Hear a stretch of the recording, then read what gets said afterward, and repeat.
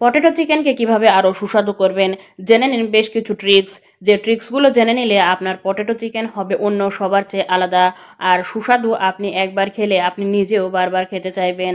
তো চলুন জেনে নিই কীভাবে আমরা এই পটেটো চিকেনকে আরও বেশি সুস্বাদু করেছি। আর এই সুস্বাদু করার জন্য আমরা প্রথমে চিকেনগুলো নিয়েছি, ধুয়ে পরিষ্কার করে নিয়ে এর সাথে আমরা দিয়ে দিচ্ছি 1 চা চামচ পরিমাণ অথবা 2 চা চামচ পরিমাণে দই। এরপরে আমরা পেঁয়াজ, মরিচ, আদা বেটে নেওয়া দিয়েছি। এর সাথে দিয়েছি লবণ এবং হলুদ গুঁড়া দিয়ে এগুলো খুব ভালোভাবে নেড়ে চেড়ে ম্যারিনেট করে নিতে হবে। যত ভালোভাবে ম্যারিনেট করা হবে এর স্বাদ কিন্তু ততই বৃদ্ধি পাবে। এজন্য এটা ম্যারিনেট করা হয়ে গেলে 15 থেকে 30 মিনিট রেখে দিতে হবে। এতে মাংস হবে নরম এবং গন্ধও আসবে অনেক ভালো। এরপরে শুধুমাত্র লবণ দিয়ে আলুগুলো মেখে নিতে হবে।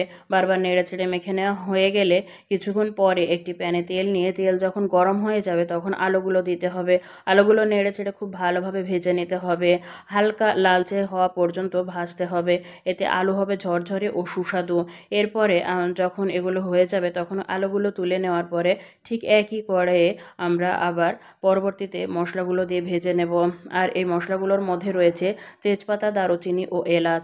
এগুলো দিয়ে একসাথে হালকা নেড়ে চেড়ে হালকা বাদামি কালার করে ভেজে নেওয়ার পরে এর সাথে দিয়ে দেব আদা রসুন বাটা, যেন কাঁচা গন্ধ চলে যায়। এছাড়াও দেব লাল মরিচ গুঁড়া, ধনে গুঁড়া, জিরা গুঁড়া, হলুদ গুঁড়া।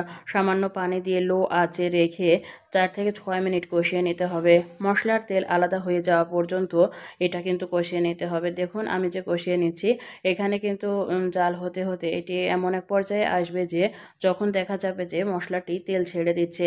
আর যখন তেল ছেড়ে দেবে ঠিক সেই মুহূর্তেই আমাদের কিন্তু যে আমাদের মাংসটা আগে থেকে রেডি করা ছিল, ম্যারিনেট করা ছিল, সেই মাংসটা দিয়ে নিতে হবে।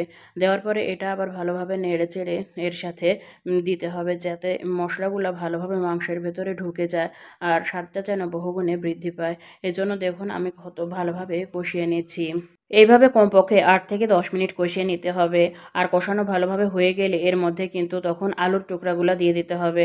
আর আলুর টুকরাগুলো দেওয়া হলে এগুলো নেড়েচেড়ে আবার মিশিয়ে নিয়ে খুব ভালোভাবে কষিয়ে নিতে হবে, যেন কষানোটা আমাদের আলু দেওয়ার পরে কমপক্ষে 5 মিনিট ধরে আরও কষাতে হবে। এরপরে পানি দিয়ে আবার নেড়েচেড়ে কষাতে হবে, যেন আমাদের রান্নাটা মাংস এবং আলুগুলো খুব ভালোভাবে মাখো মাখো হয়ে যায় এবং এর সাথে মশলাগুলো খুব সুন্দরভাবে মিশে যায়। এবং যখন রান্না আমাদের প্রায় শেষের দিকে চলে আসবে তখন কিন্তু শেষের দিকে এসে কাঁচা মরিচ আপনার ইচ্ছা মতো এবং গরম মশলা ও জিরা গুঁড়া ছিটিয়ে দিতে হবে, যাতে রান্নার সুগন্ধিটা আরও বেশি বেড়ে যায়। আর স্বাদ যদি আপনি এর চেয়েও দ্বিগুণ করতে চান তবে অবশ্যই মনে রাখতে হবে বেশ কিছু ট্রিক্স। আর এই ট্রিক্সগুলোর মধ্যে হচ্ছে দই দিয়ে অবশ্যই মাংস ম্যারিনেট করে নিতে হবে, আলু ভেজে নিতে হবে আগেই, আর মশলা কষাতে হবে লো আঁচে। রান্নার শেষ পর্যায়ে সামান্য ঘি মাখন দিতে হবে যদি রেস্টুরেন্টের ফ্লেভার পেতে চান। তো দেখুন ভিডিওটি যদি ভালো লাগে তবে অবশ্যই চ্যানেলটি সাবস্ক্রাইব করে রাখবেন আর লাইক, কমেন্ট ও শেয়ার করতে ভুলবেন না। দেখুন রান্নাটি কেমন হয়েছে, অবশ্যই খেতে অনেক দারুণ হয়েছে।